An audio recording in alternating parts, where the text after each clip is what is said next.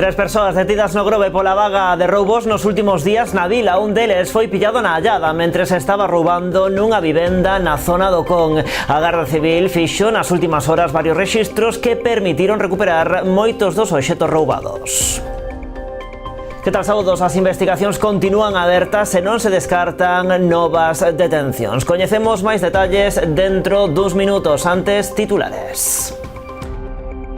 O Concello da Illa estuda suprimir do seu novo plan de tráfico do centro urbano o rexistro de matrículas dos clientes do comercio local. Era unha das principais queixas dos negocios que consideraban engorroso ter que facer un listado coas matrículas. O alcalde avanza que se están a valorar medidas alternativas como a creación dunha bolsa de estacionamento para os clientes dentro da zona restringida. Novo convenio de colaboración entre a Deputación de Pontevedra e o Concello de Vilagarcía para financiar a ampliación da piscina de Fontecarmoa. Luís López e Alberto Varela asinaron hoxe o acordo que ascende ata os 1,1 millóns de euros. Está enmarcado no plan extra impulsado pola Administración Provincial. O Parque de Bombeiros de Pontevedra incorpora un novo camión nodriza. Trátase dun vehículo de última xeración que ven sustituir o actual cunha capacidade de 10.000 litros. Este equipamento supuxo un investimento próximo aos 420.000 euros. Hoxe nas novas tamén estaremos no San Marcos de Noia. O municipio está a vivir hoxe unha das súas festas máis tradicionais. O atractivo principal foi a feira cabalar que reuniu a centos de veciños e visitantes. Os concursos morfolóxicos e as exhibicións de doma centraron a maior parte da atención. E tamén coñeceremos os detalles do programa da Semana Muller e Cultura que organizan en Vilagarcía. Vai arrancar o martes da semana que ven. Nesta ocasión, a disciplina protagonista vai ser a danza. Asuntos que tratamos de contado aquí nas Novas do Día en Canal Rías Baixas. Comezamos.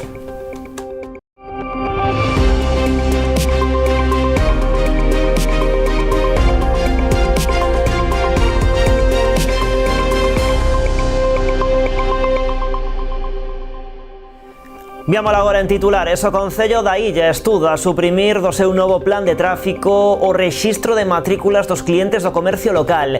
Era unha das principais queixas dos negocios que consideraban engorroso ter que facer un listado coas matrículas dos clientes non residentes e pasarlle despois todos eses datos á policía local.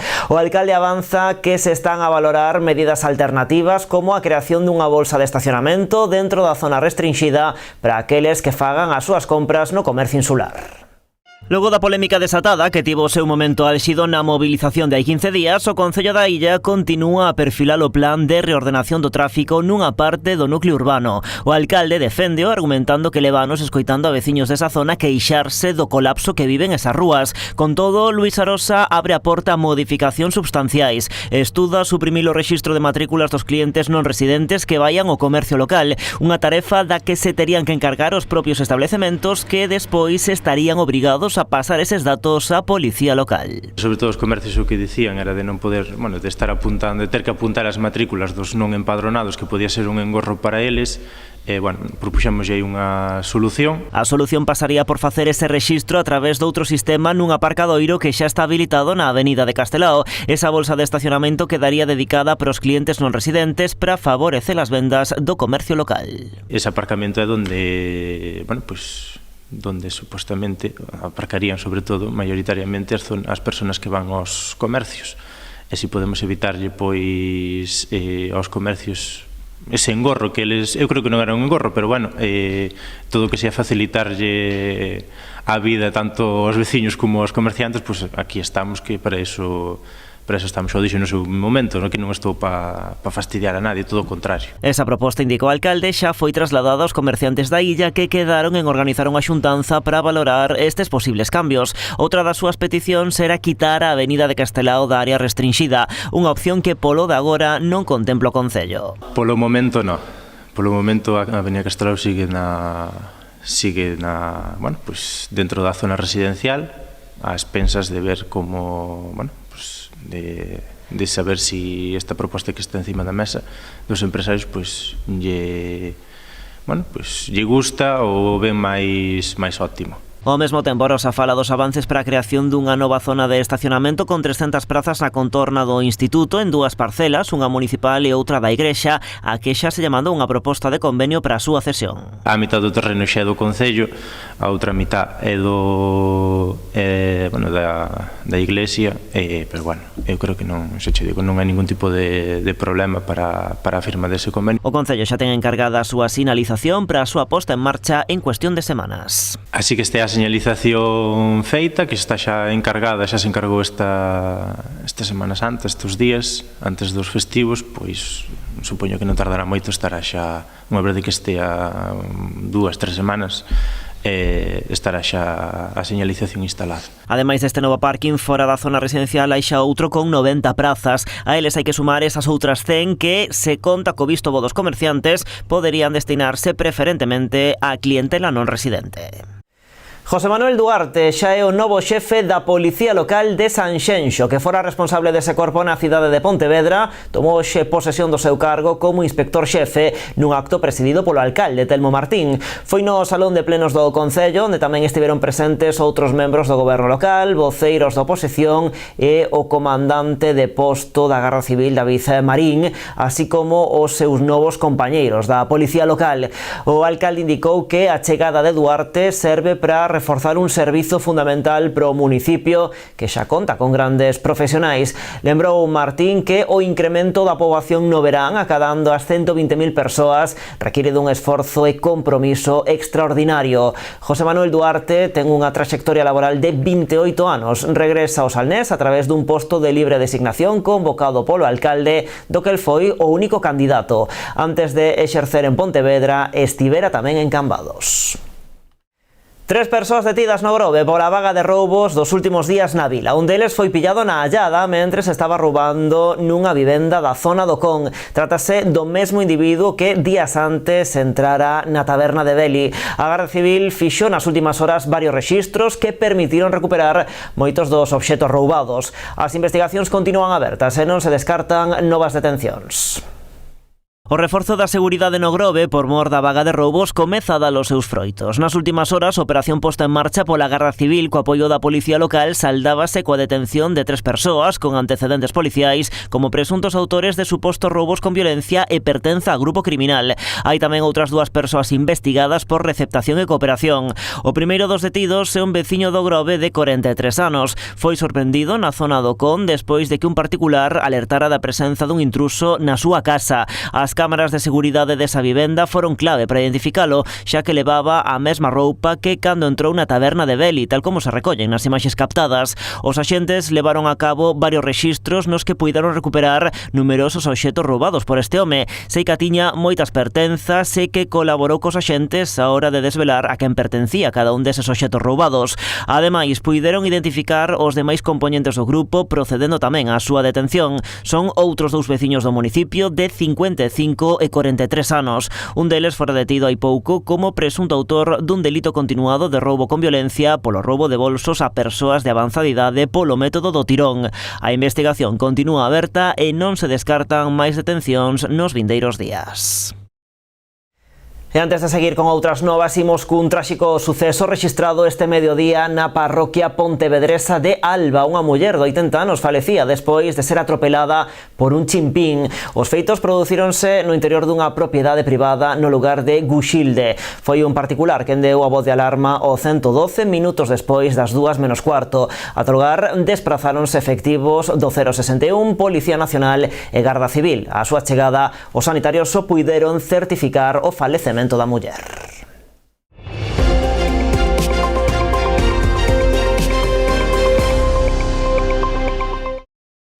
Novo convenio de colaboración entre a Deputación de Pontevedra e o Concello de Vilagarcía para financiar a ampliación da piscina de Fonte Carmoa. Luís López e Alberto Varela asinaron hoxe o acordo que ascende ata os 1,1 millóns de euros. Está marcado no plan extra impulsado pola Administración Provincial.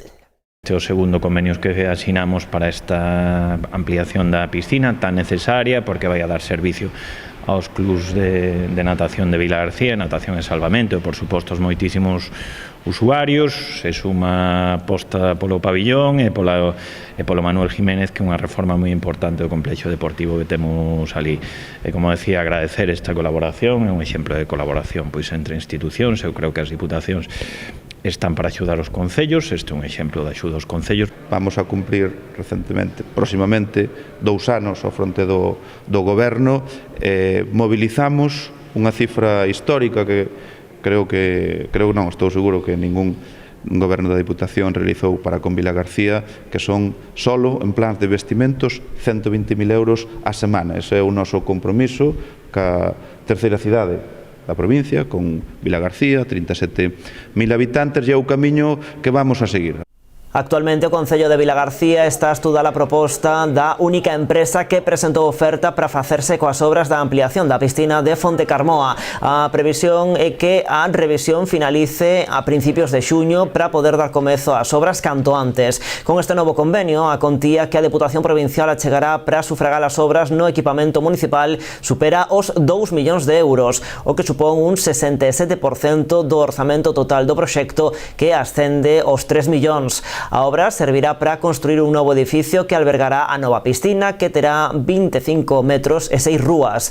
O inmoble será de planta baixa, estará conectado co edificio actual a través dunha galería. A colaboración da Deputación co Concello de Vilagarcía en Fontecarmoa elévase ata os 2,9 millóns de euros, tendo en conta os investimentos en todo o conxunto do complexo deportivo, isto é, incluindo, ademais da piscina, o pabillón, o ximnasio e as pistas de atletismo. E Portos de Galicia investirá 1,7 millóns de euros na ampliación do Porto Deportivo de Rianxo. Dotarase con case 180 prazas de amarre e instalaránse 4 módulos de edificación prefabricada que acollerán as instalacións náutico-deportivas dotadas de cafetería, local social, oficina e vestiarios.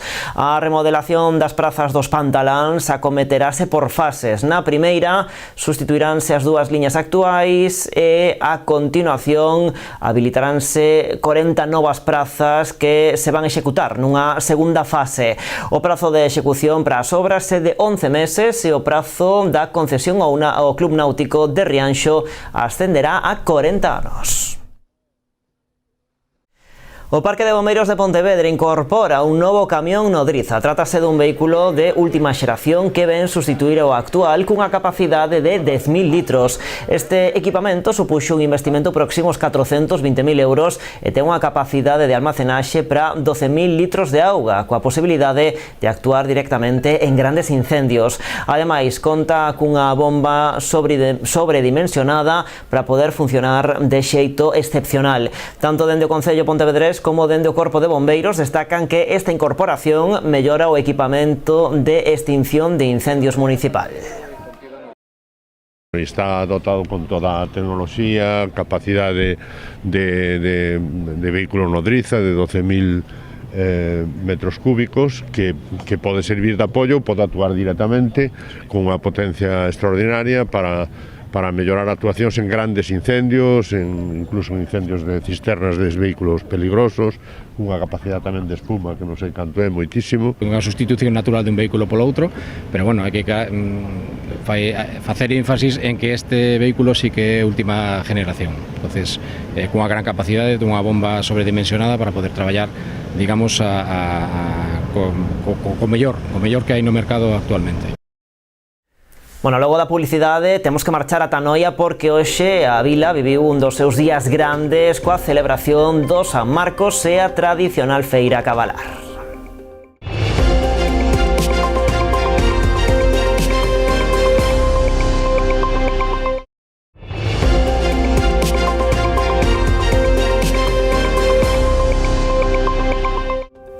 Aquí estamos nas novas en Canal Rías Baixas. O turismo estranxeiro volveu medrar na provincia de Pontevedra durante o mes de marzo. Segundo o Instituto Nacional de Estatística, foron 22.500 persoas procedentes de fora de España as que visitaron o territorio pontevedrés. Este dato supón un incremento do 9% respecto a marzo de 2024. En relación ao total de turistas, estes visitantes internacionais representaron o 30% do total.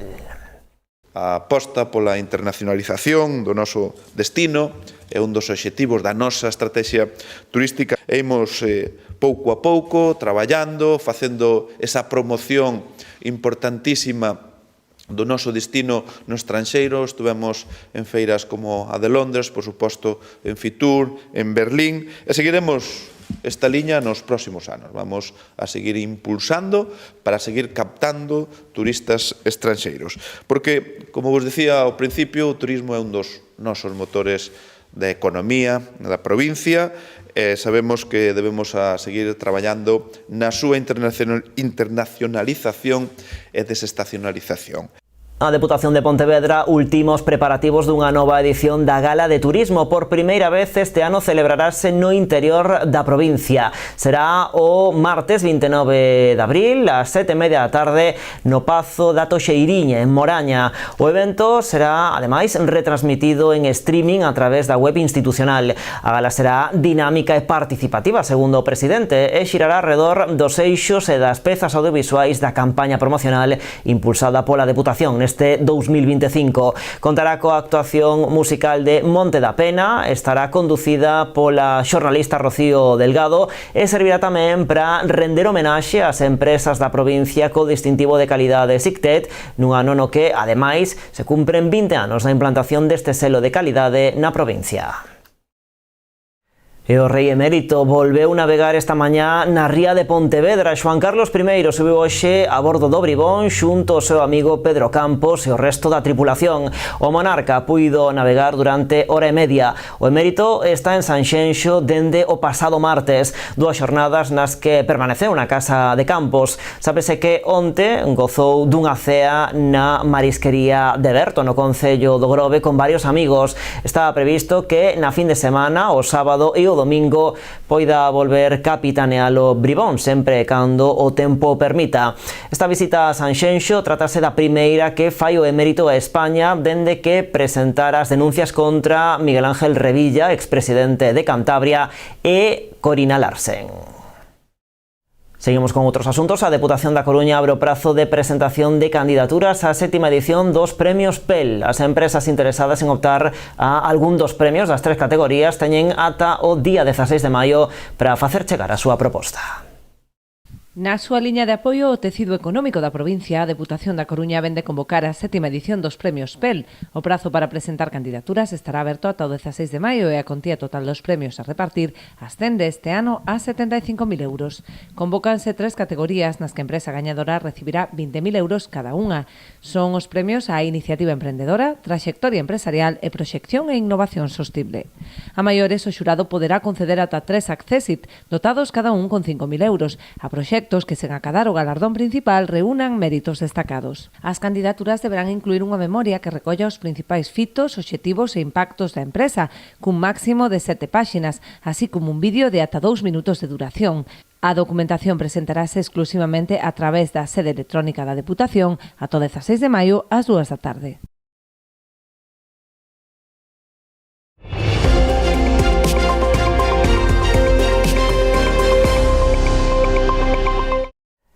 Noia volveu vivir unha das súas festas máis tradicionais, o San Marcos. O atractivo principal foi a feira cabalar que reuniu a centos de veciños e visitantes. Éxito de público nas festas de San Marcos de Noia, que hoxe abrían o programa cun dos pratos fortes. A feira cabalar, xunto coa exposición de maquinaria agrícola, congregou a centos de asistentes que gozaron dos numerosos espectáculos. Os concursos morfolóxicos, con máis de 70 exemplares participantes, e as exhibicións de doma centraron a maior parte da atención. Case 70 cabalos inscritos en concurso, con unha participación chegada de todos os puntos de Galicia, unha participación en todas as seccións, cubríronse participantes en cabalos de pura raza galega, eguas de pura raza galega, cabalos e eguas cruzados, ponis, potros e potras de pura raza árabe e cabalos e eguas de pura raza árabe de máis de 3 anos. Dúas exhibicións grandes de doma que vai a ter lugar aquí neste campo de San Lázaro, perfectamente acondicionado, como podedes ver, unha das pistas que máis lucen de Galicia para os concursos. Tras a feira foron moitos os que se lle abriu o apetito, polo que aproveitaron para degustar polvo, churrasco, empanada e demais manxares servidos nas numerosas carpas instaladas por toda a vila. Houbo tempo tamén para a música, con actuacións de grupos tradicionais, concertos e orquestras que terán continuidade durante toda a fin de semana. Hoxe, digamos que empezamos con isto, que é o forte, arte, para nós é o día importante esta feira do ano 1578 que se celebra, e xa empezando co tema musical noturno que se desenrolará, pois eso, venres, sábado e domingo. Máis asuntos, 7 centros de educación especial participarán no campeonato barista que se celebra en Boiro, 15 de maio. 2 alumnos de cada escola disputaránse o título a través de 3 probas nas que deberán elaborar diferentes especialidades de café. Por terceiro ano consecutivo, o Pazo de Goiáns acollerá o Campeonato Barista de Centros de Educación Especial de Galicia. Nesta edición incrementa o número de participantes con 7 escolas representadas. O Manuel López Navalón de Santiago de Compostela, ao Infanta Elena de Monforte de Lemos, o Paxón de Nigrán, a Saladino Cortizo de Vigo e a Pontevedra, o Colexio de Pontevedra, e o María Mariño da Coruña e Terra de Ferrol. Estes son os centros educativos que van a participar os seus alumnos e alumnas neste terceiro proxecto que se leva a cabo de concurso de baristas, ben coa empresa Templo e, por suposto, ca organización do Centro Manuel López Navalón. Participan 2 alumnos por centro que deberán elaborar 3 especialidades baixo a atenta mirada dun xurado experto que puntuará cada proba en base aos criterios de rigor e profesionalidade. Preparación de 2 cafés expresos, elaboración de 2 capuchinos latte art y creación de 2 bebidas de café especiales sin alcohol. Rigor y profesionalidad por parte de lo que es los jueces o las personas responsables. Las pruebas serán valoradas por un jurado compuesto por docentes de hostelería, maîtres, baristas profesionales y otros expertos del sector que evalúan aspectos como la técnica, la creatividad, presentación, explicación del trabajo realizado, higiene y protocolo. A xornada dará comezado ás 10 da mañá no Pazo de Goiáns. Tras rematar o concurso e a entrega de premios, todos os asistentes disfrutarán dun xantar de confraternidade. Vilagarcía enchese de danza grazas á 7ª edición da Semana Muller e Cultura, unha iniciativa que cada ano se dedica a unha disciplina artística diferente. As actividades comezan o vindeiro día 29 cunha mostra de baile clásico que se levará a cabo no Auditorio Municipal. A Escola Perla de Arousa, o Centro Artístico Begoña Fontán, o Gema Pizarro e o Estudo de Danza Lendaria, todos eles de Vilagarcía, serán os protagonistas desta primeira actividade. O calendario continúa o 9, 10 e 11 de maio con obradoiros, unha mesa redonda e espectáculos de rúa. Todas as actividades son de balde. A programación vaise pechar da man da compañía de danza Vilagarcía Coda, que presentará un teatro musical para todos os públicos. Será, neste caso, o domingo 11 de maio, ao mediodía, na Praza de Galicia. Este ano pensamos dedicarlle a danza, as artes do movimento, un pouco tamén porque as artes do movimento son unha linguaxe máis, non? Ao final non é a través do verbal, pero a través do non verbal transmítenos tamén, fanos sentir, remóvenos. A danza, ao final, tamén conecta moito co corpo. E dende unha perspectiva de xénero tamén podemos ver que o corpo dende as mulleres, o corpo das mulleres moitas veces tamén é vulnerado ou cuestionado ou xulgado, non? E tamén nos parece como unha ferramenta moi potente poder encher a cidade de Vilagarcía de corpos en movimento, de artistas, a verdade, cunha longa trayectoria como as que van vir. Tamén nos parecía iso moi interesante, con esta linguaxe que tamén é transformadora, levar a perspectiva de xénero a este ámbito da cultura. Pois así rematamos. A actualidade, xa saben, continúa en canalriasbaixas.com e tamén nas nosas redes sociais. Como sempre, graciñas por estaren aí, pasen bo fin de semana.